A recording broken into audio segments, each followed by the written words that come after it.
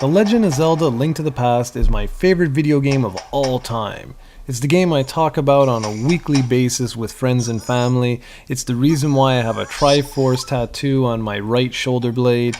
It's a game that quite literally changed my life. When it was first released on the Super NES back in 1992, it became an overnight sensation. It flew to the top of the SNES sales charts and was almost always the #1 voted best SNES game on Nintendo Power charts, if you guys remember those things. It also has the distinction of being one of the only Zelda games not to have a follow-up on the same platform as the original. For years and years, players cried, they screamed, and they begged for Nintendo to release a sequel. And while we did get The Legend of Zelda: Link's Awakening for the original Game Boy, players always wanted to return to that very special place, to that Hyrule, to that Dark World, to that game, to the game that quite literally changed the direction of the series forever. They wanted A Link to the Past Part 2. And now, some 20 years later, we finally have it. And it just so happens to be my favorite sequel to any video game ever. So strap yourselves in, guys, because this is going to be a long review. I can't tell you how happy I am that A Link Between Worlds finally takes the series back to basics and doesn't treat the gamer like an absolute idiot. Do you guys remember the first time you played the Zelda series? Well, I sure do, and at no point was there some character screaming in my ear every 3 seconds saying, "Hey, listen!" No, I was left alone in some strange, mysterious land. It was up to me to figure out where to go, what to do, and how much the green, blue, and red rupees were worth. I wasn't given an explanation that item X did this or that after having just collected my 96th one or whatever it was. Even if the rest of the game was complete crap, this one element would justify a purchase for each and every one of you out there. And yeah, I'm actually serious. You have no idea how fresh the game feels without constantly being told exactly where to go and what to do every couple of seconds. It's literally a godsend, and for the love of everything holy in this world, the series needs to continue down this path moving forward. Exploration is more rewarding. Stumbling onto a strange new dungeon or finally figuring out what a certain item does is about 1,000 times more exhilarating when you're the one who figured it out, not some programmer or the game or whatever. So the series has to continue down this path. Another element that's a welcome change is that of allowing the player to decide where and what to tackle next. After the first 3 dungeons, the game opens up and allows you to rent every weapon from a shop, which would normally be a reward from a particular dungeon. From there, you're tasked with rescuing 7 sages, and that's it. Literally, that's it. Everything else is up to you. Rent all the weapons if you want. Go and do the order of the dungeons however you please. It feels like a classic spin on the original Mega Man series back on the NES. Or more precisely, how you used to be able to sequence break in the original Zelda games. Except now, they're encouraging it. And the freedom offered is brilliant because you decide to play it again. Well, when you decide to play it again, and believe me, you're going to want to, you can actually weigh the choices on, say, oh, well, should I get the armor upgrade first, or should I do the dungeon that drops the master ore inside, which can then be used to upgrade my master sword quicker.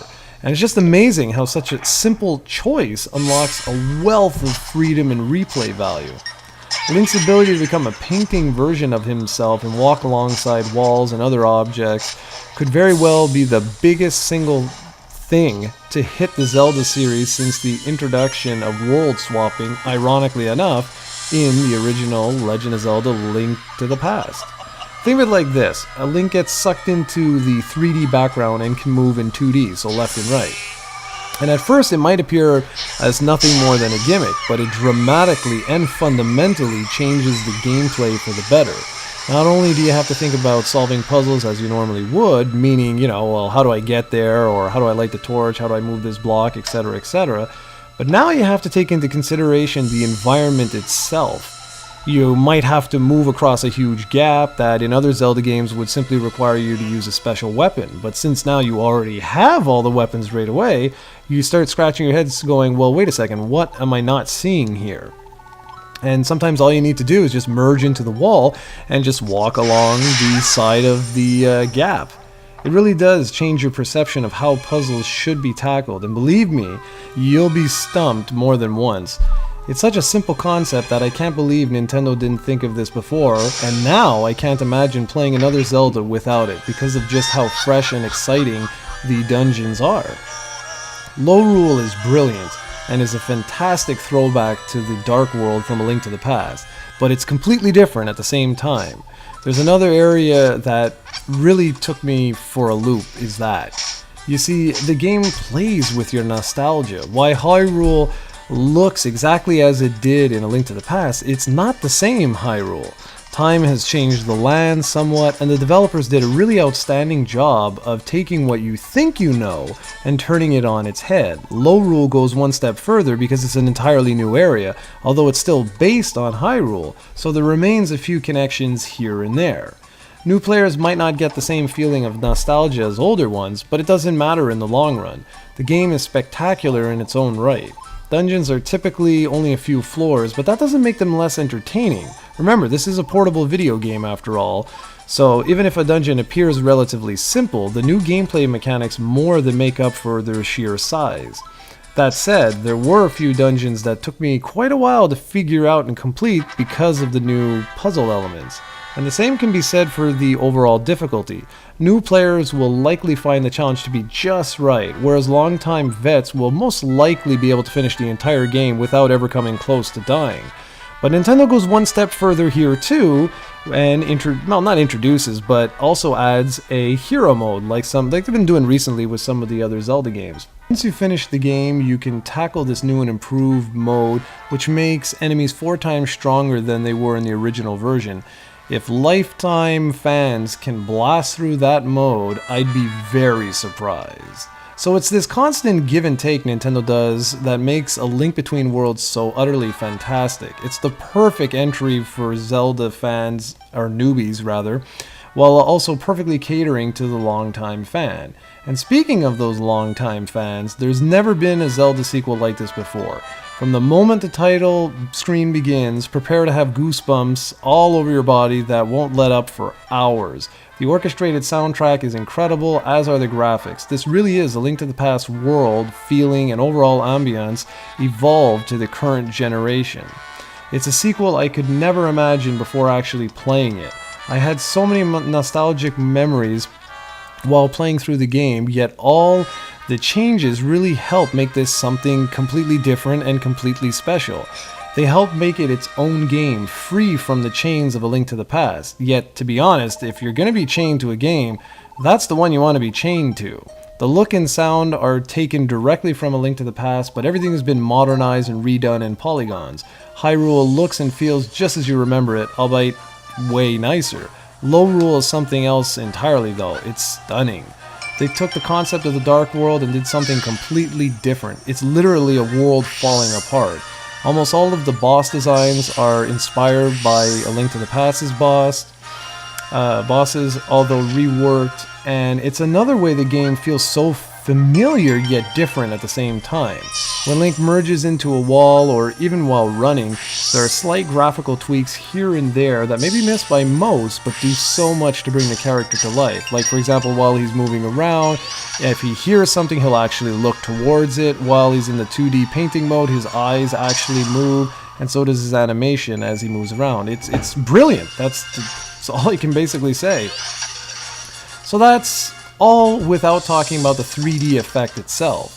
If you're playing this in 2D or on the 2DS, you're doing yourself a huge disservice. A Link Between Worlds features the single best use of 3D I've ever seen, Avatar included. Seriously, the way Nintendo wrapped puzzles around the 3D use is nothing short of shocking. Multi-layered depth, text popping from the screen, and just so much more. Honestly, I was left breathless on more than one occasion, and I'm not making this up. The audio effects are mostly from previous Zelda games, with a few new ones scattered here and there, but the soundtrack is in a league of its own. Believe me, you need to hear this for yourself. The track arrangement is perfect, and I honestly can't wait for the soundtrack to become available, as it's a day one purchase for me. So overall, honestly guys, I could go on and on and on about how there's street pass battles you can do with Shadow Link, how there's a sort of horde mode in the Tower of Lorule, the fantastic map system on the lower screen, the simple but super effective and touching storyline, or the fact that you'll want to replay this over and over again to see what the greatest sequence is to take when completing dungeons. But instead, I'll leave you with this. The Legend of Zelda: A Link Between Worlds is one of the very best Zelda games ever made. It's my new favorite sequel to any video game ever made, and the very best portable game of all time. If you enjoy video games at all, you need to experience this modern day masterpiece. For the full written review, hit up projectcoe.com.